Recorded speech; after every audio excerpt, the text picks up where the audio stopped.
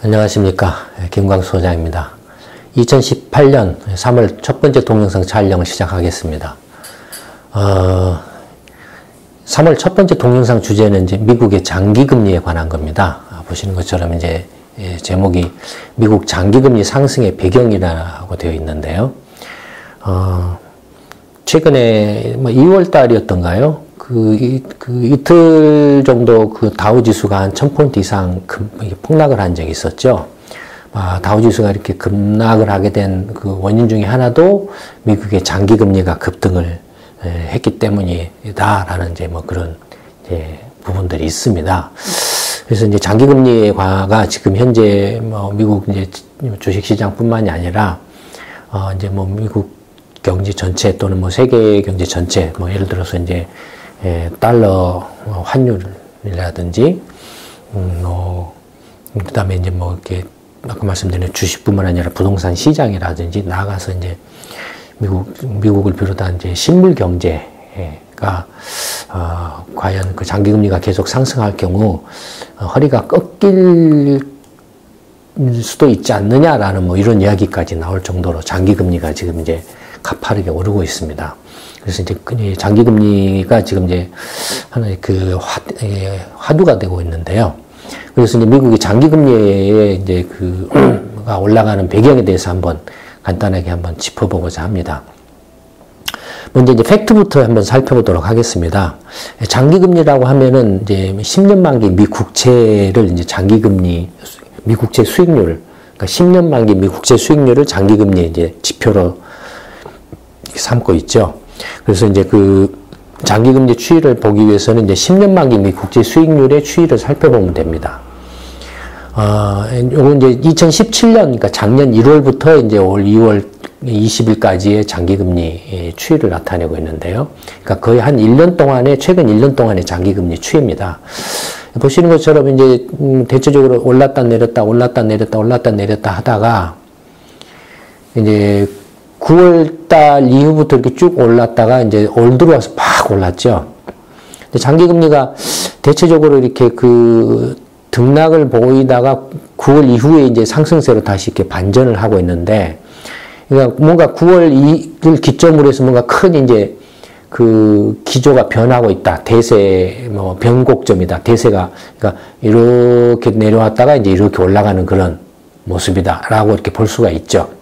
그러면 9월이 왜 9월을 기점으로 해서 이렇게 장기금리가 하락 기조에서 이렇게 상승 기조로 이렇게 반전이 됐느냐를 이렇게 한번 살펴보면, 다들 아시는 것처럼 미국 FRB가 이른바 양적 확대책 QE 정책이라는 걸 했었죠. 2009년, 10년, 12년, 특히 QE3라는 것을 2012년에 해서 굉장히 많은 미 국공채들을 사들였는데요. 근데 그게 2014년 말에 종료가 되고 계속 굉장히 많은 미 국공채를 보유를 FRB가 쭉 해오다가 작년 6월 달에 국공채를 매각하겠다라는 그 매각 계획을 발표를 합니다. 시기는 언제일지는 밝히지는 않고 그냥 매각 계획을 이렇게 발표를 하죠. 작년 6월에. 그리고 나서 작년 9월 연방공개시장회, 우리로 치면 한국은행의 금통회의죠.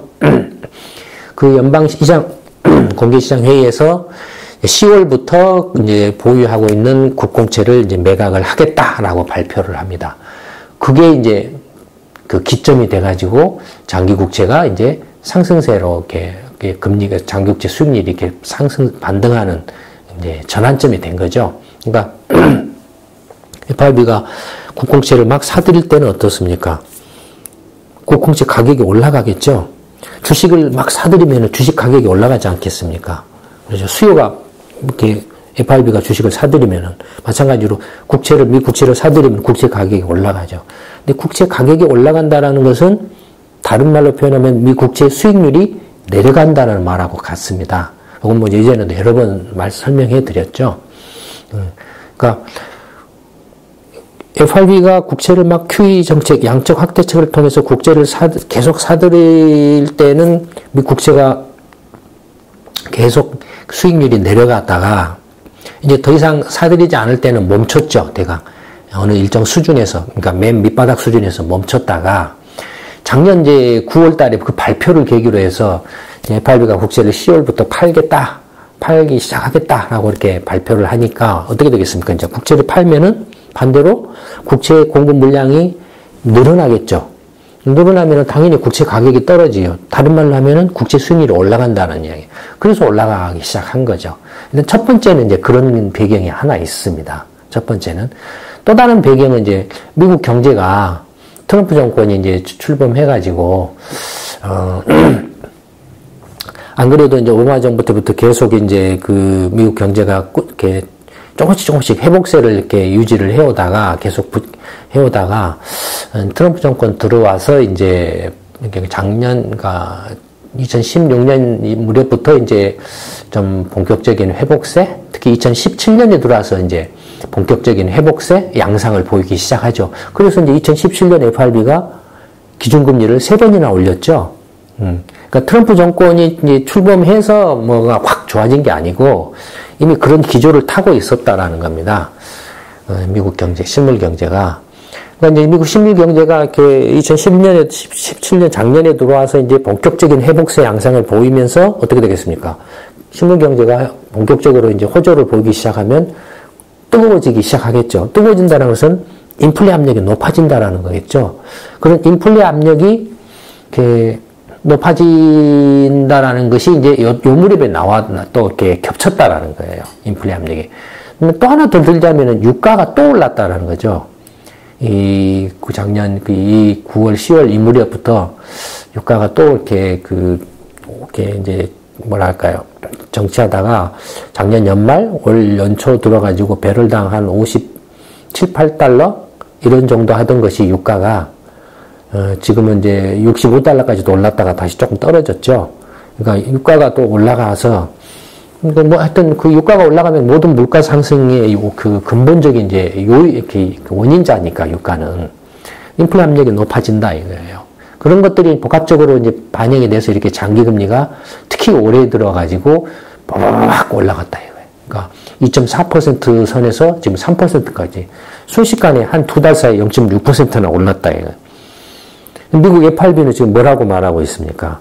올해도 최소 3번 이상, 경우에 따라서는 4번도 올릴 수 있다라고 말하고 있습니다. 만약에 3번 올리면은 0.75%죠.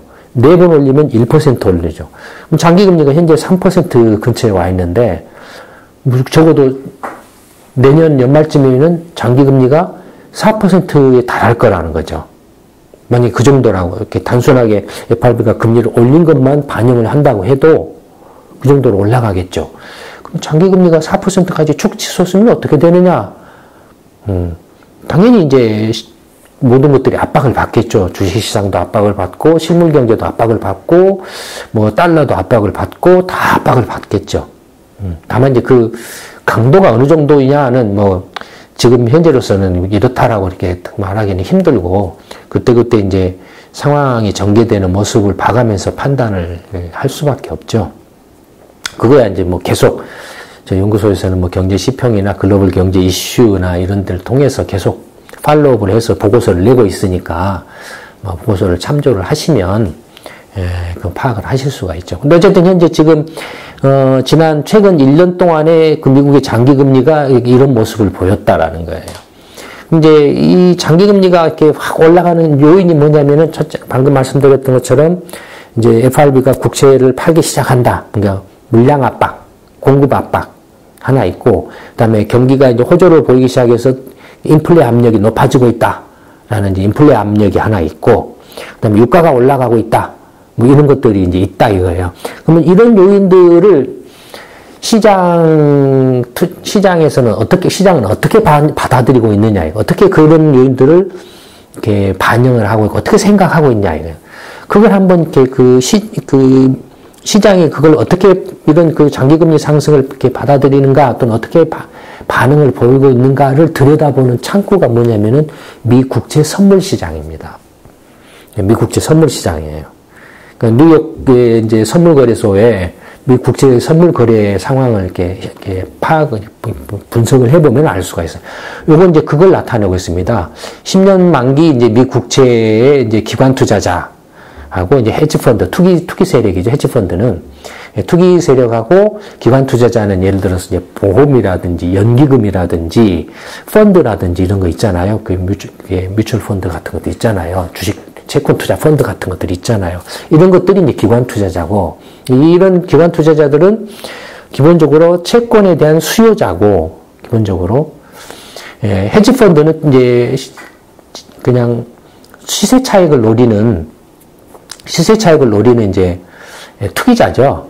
그게 크게 이제 이제 거래자들을 이렇게 움직임을 이렇게 보는 거예요. 움직임을 어떻게 보냐면은, 선물 시장에서 이제 이 기관 투자자들이 요 파란색은 뭐냐면은, 선물 매입을 한 걸 말합니다.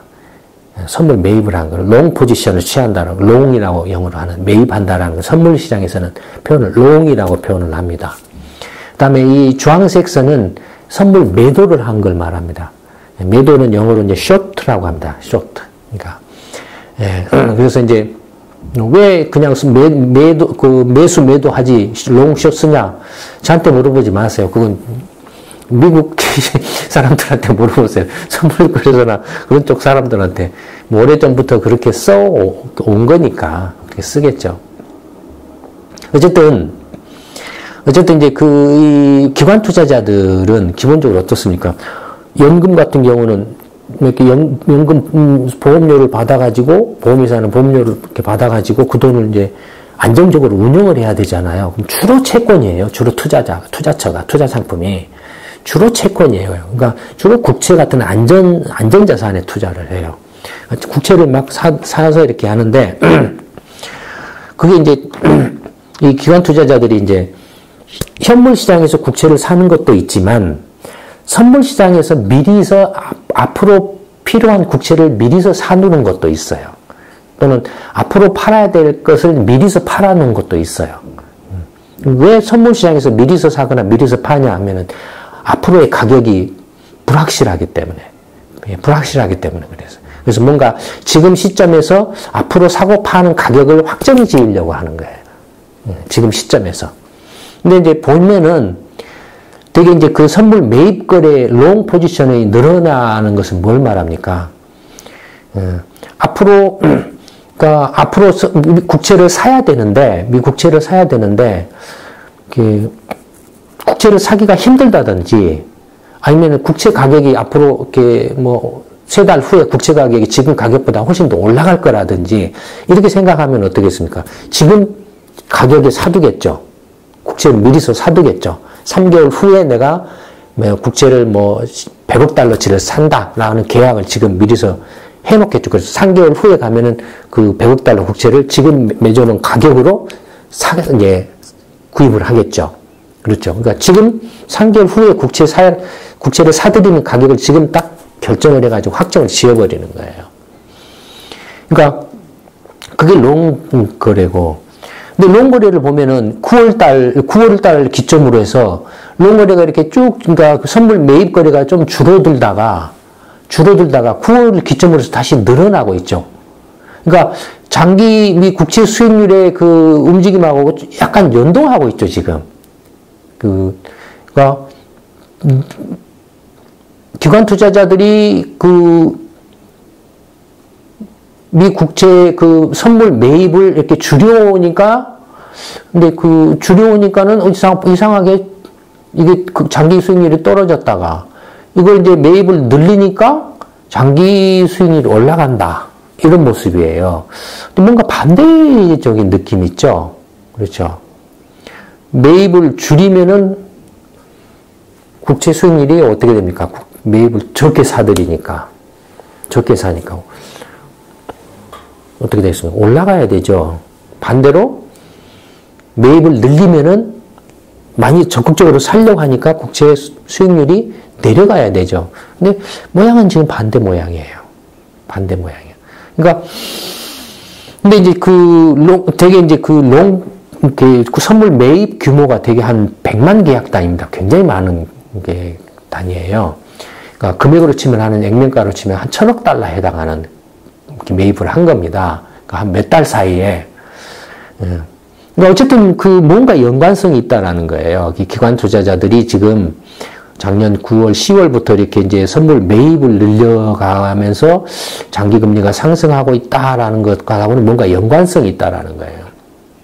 그 다음에 그런데 올 들어와서 장기 금리 상승 모양이 다르죠.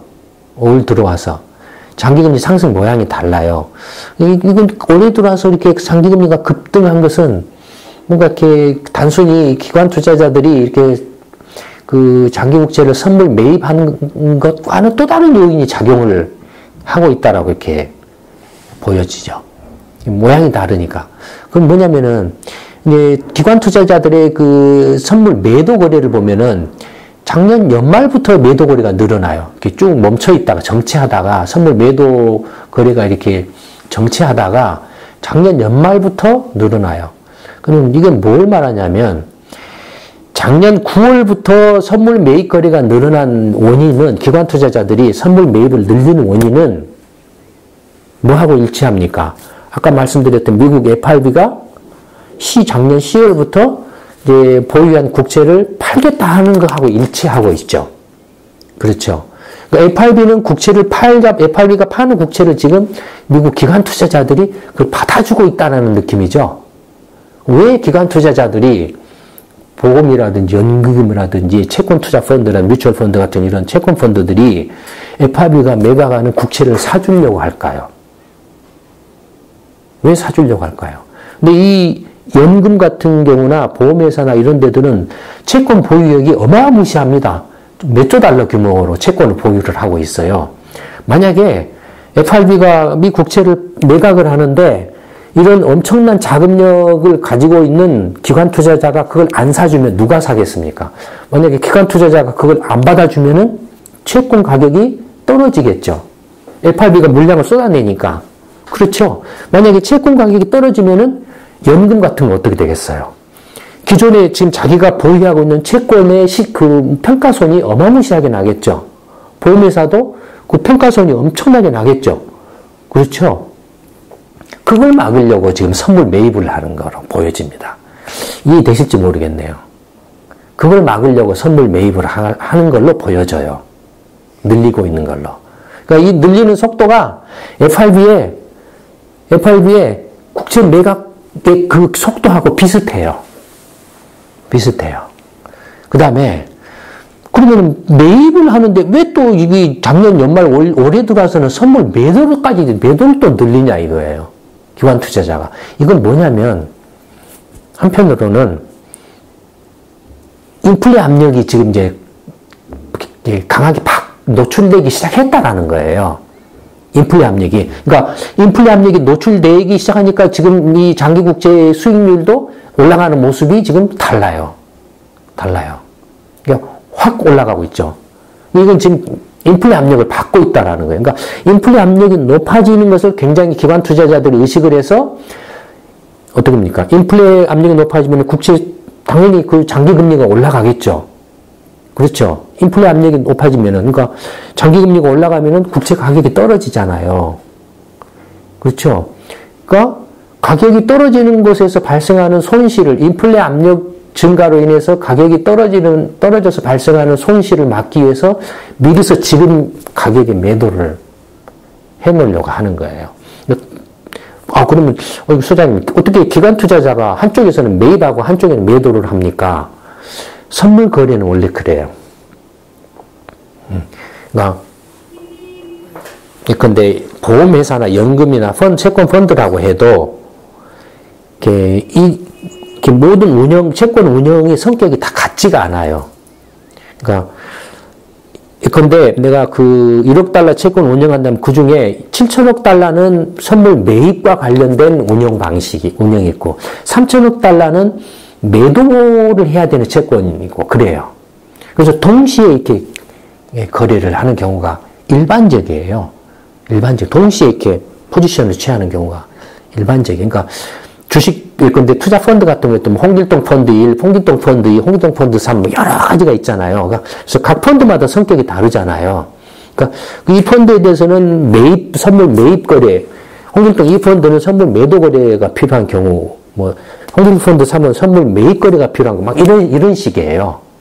그 펀드 성격에 따라서. 그래서 그걸 한 회사라도, 한 보험이나 한 연금이라도 그걸 합쳐놓고 보면은 같은 기업, 그 골드만삭스 안에서도 펀드 매니저들이 여러 명 있는데 이쪽 펀드 매니저들은 선물 매입 거래를 하고 이쪽 펀드 매니저들은 자기들 판단에 선물 매도 거래를 하고 있어요.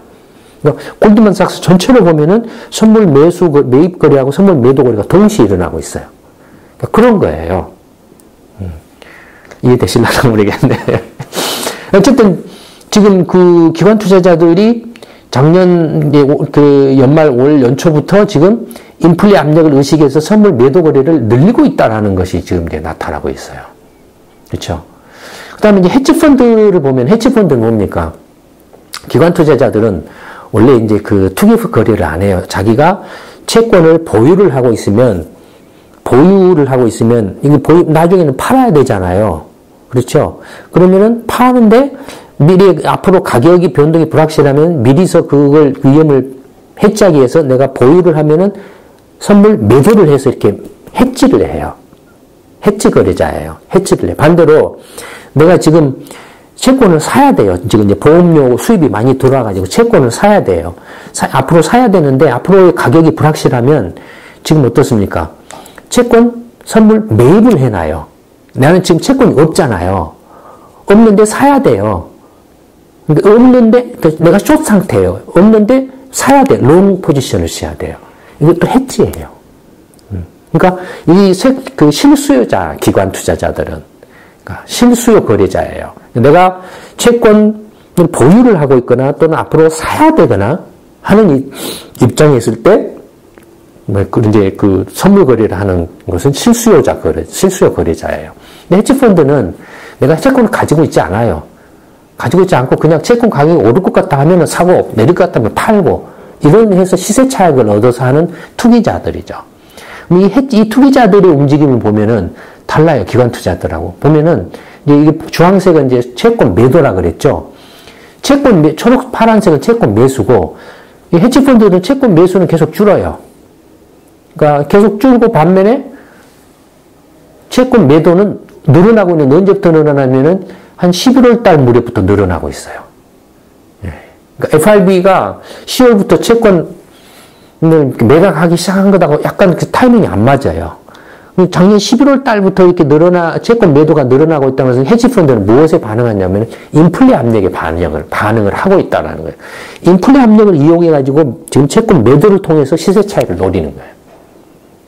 앞으로 인플레가 계속 더 높아질 거야. 그러면은 지금 가격에 팔아놓으면은 가격이 더 떨어지면은 내가 지금 100에 팔아놨는데 앞으로 가격이 90으로 떨어지면은 나는 90으로 떨어졌을 때에도 100으로 팔 수가 있으니까 10만큼의 시세 차익을 얻는다.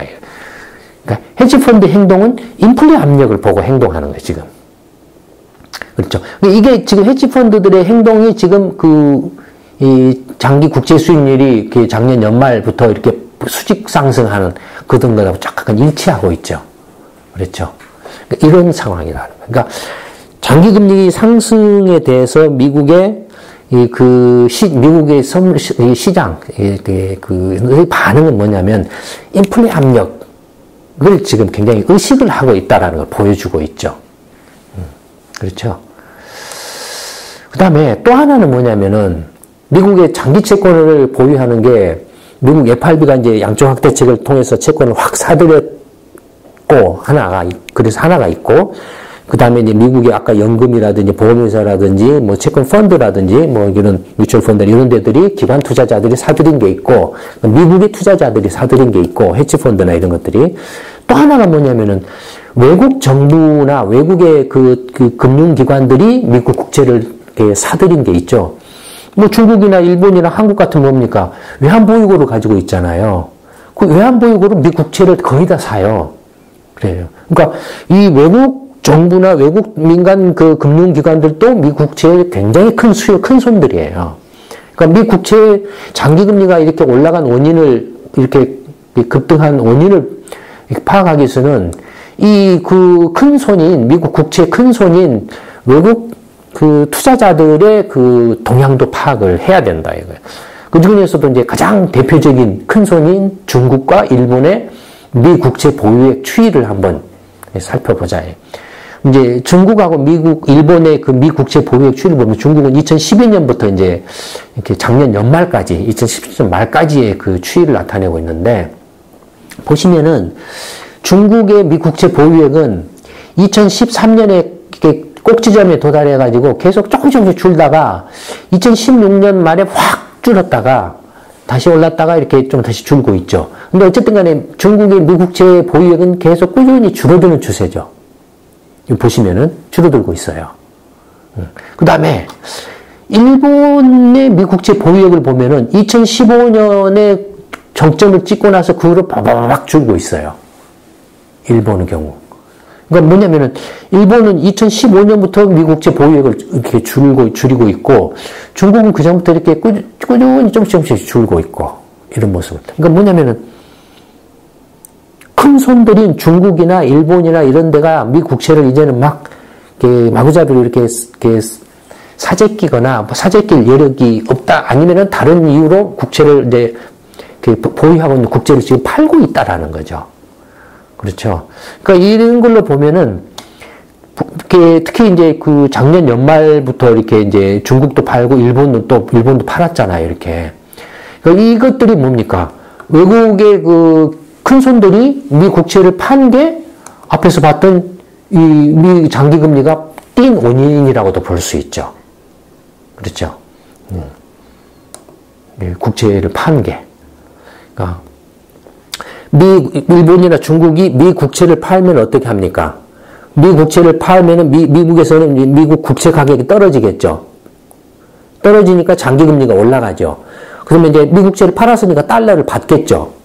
그러면 일본 뭐 정부가 됐든지 일본 뭐 금융기관이 됐든지 일본 보험사들이 달러를 가지고 그 돈을 그냥 어떻게 하겠어요? 갖고 나오겠죠.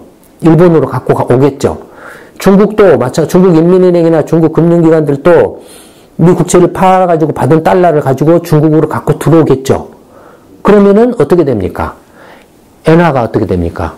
이제 달러를 갖고 들어와서 어떻게 합니까? 달러를 갖고 이렇게 있으면 괜찮지만 일본 엔화로 바꾸겠죠. 또 중국은 중국 위안화로 바꾸겠죠. 그러면 어떻게 됩니까? 환율이.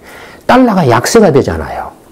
그렇죠. 달러가 약세가 되고 엔화가 강세가 되고 위안화가 강세가 되고 작년 연말부터 일어난 현상이죠. 그렇죠. 그러니까 그 중국하고 이제 일본의 그 미 국채 매각도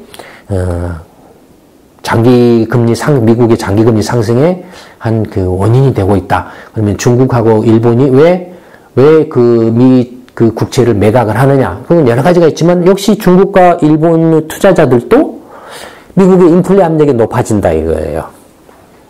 인플레 압력이 높아지면 당연히 국채 가격이 떨어지면 손해가 난다 이거예요. 비싸게 샀는데 떨어지면 손해가 난다. 손해 보기 전에 미리서 빠져나오자 이거예요. 그렇게 생각하기 뭐 투자의 기본 아닙니까? 앞으로 지금 아까 말씀드렸던 것처럼 올해도 FRB가 기준금리를 3번 내지 4번 더 올릴 가능성이 매우 높다.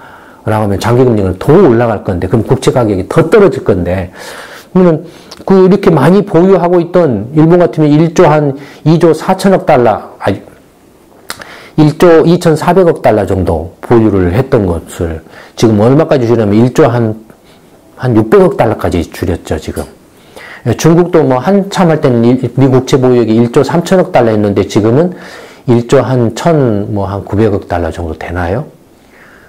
뭐 그런 정도로 이렇게 줄였죠. 그러니까 양 두 나라가 모두 지금 물론 이제 최근에를 놓고 보면 한 4,500억 달러죠. 순식간에 이렇게 1,000억 달러가 막 돈이 빠져나가고 하면은 휘청휘청합니다. 여러분 1,000억 달러가 100조 원이에요. 적은 돈이 아니에요. 휘청휘청해요. 시장이. 그러니까 몇백억 달러가 움직여도 막 휘청휘청해요. 근데 이렇게 움직여서 이렇게 이제 됐다, 이거 상황이. 그 다음에 이제, 또 하나, 이제 그러면은 미국의 인플레 압력이 어떠냐? 그건 이제 미국의 실물 경제 성장률하고 실제 이제 물가 상승률 추이를 한번 볼 필요가 있다 이겁니다. 미국의 실질 GDP 성장률을 보면은 이게 분기별 이제 전년 동기 대비 성장률인데 2016년에 바닥을 꼭 저점을 찍어가지고 이렇게 쭉 상승세를 그리고 있죠. 그래서 지금 거의 2.5% 정도까지 올라오고 있죠. 예, 이렇게 작년 4분기에는 이렇게 전년 동기 대비로 2.5%, 그러니까 2.6% 정도 성장률을 기록했죠. 2.5%인가 막 이렇게 될 겁니다. 그러니까 대체적으로 아직까지는 이제 보시면은 거의 2% 전후 수준, 2% 전후 수준의 움직임을 보이고 있어요. 움직임을 보이고 있는데 등락 이렇게 보이는데 이런 상승세가 계속 될 거냐라는 거예요, 앞으로. 근데 지금 이제 상승세가 조금 더 될 가능성이 있다라고 보고 있는 게 트럼프 감세하고, 그 다음에 대규모 인프라 투자 1조 달러에서 그 투자 규모를 한 1조 3천인가 4천억으로 또 늘린다고 그랬던가, 하여튼 그런 인프라 투자를 이제 올해부터 더 적극적으로 하겠다라고 한 것이 있고, 그 다음에 또 미국 내부적으로 경제가 지금 호조 계속 가속도가 붙고 있는 거 아닌가라는 게 있고, 그래서 성장률이 더 높아질 가능성이 있다라는 거죠. 성장률이 높아지면은 당연히 이제 인플레 압력이 높아지죠. 경기가 뜨거워지니까. 실제로 미국의 소비자 물가 상승률, 인플레는 어떠냐? 보시면은 이제 지금 그 개인 소비자 물가 상승률은, 이렇게 작년 12월 달까지만 해도 아직 2%가 안 되죠. 1.6% 정도? 이런 정도. 올해 1월 달에 미국의 소비자 물가 상승률이 2.1% 정도 됐습니다. 2%를 약간 넘었어요. 그 다음에 이제 에너지하고 농산품을 제외한 근원 물가 상승률을 보면은 1.5% 전후예요. 아직도.